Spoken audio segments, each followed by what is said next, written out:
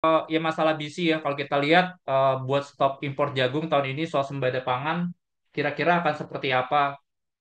Cuman kalau kita ngeliat BC ya, kalau kita lihat sih kayaknya saya lihat nih belum ada direct impact khususnya dari sisi kebijakan pemerintah. Cuman kalau kita lihat dari sisi bisnis wise sekarang itu juga sebenarnya belum yang terlalu bagus banget. Mungkin kalau kita ngelihat dari sisi laba itu mungkin kan masih oke sebenarnya. Cuman kalau kita lihat pendapatan belum kemana-mana. Jadi kayaknya masih harus agak hati-hati dulu sih ya kalau buat BC ya. Tunggu nanti benar-benar spesifik ada support dari sisi government. Jadi itu sih ya dari buat Pak Indra Setiawan ya. Wood kira-kira seperti apa ya?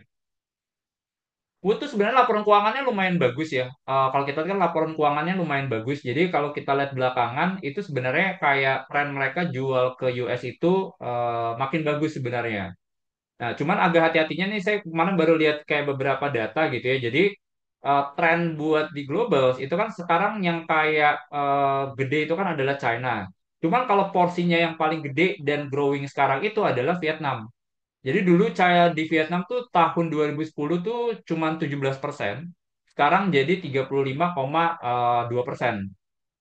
Nah, jadi competition kita tuh sama si Vietnam ini kenceng banget. Nah, cuma kalau kita ngelihat kayak contohnya di Indonesia, itu sebenarnya bobot penjualannya Indonesia buat kayak dari segmen furniture, itu dulu 2010 4,8% secara bobot, sekarang cuma 5% gitu. Jadi, ini yang menurut kita nih PR-nya sebenarnya Wood ini adalah ke ke China ya.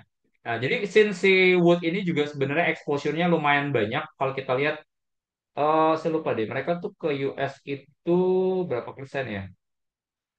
Oh, ini kalau kita lihat porsi mereka ke US itu tuh sekitar 76% sekarang. Europe-nya itu sekitar 2%, Asianya cuma 6% doang. Nah, kalau seandainya mereka exposure-nya banyak ke sana, habis itu mereka kena tarif 10%, nah ini menurut kita akan berat ya, teman-teman. Karena mereka exposure-nya banyak ke US itu tadi.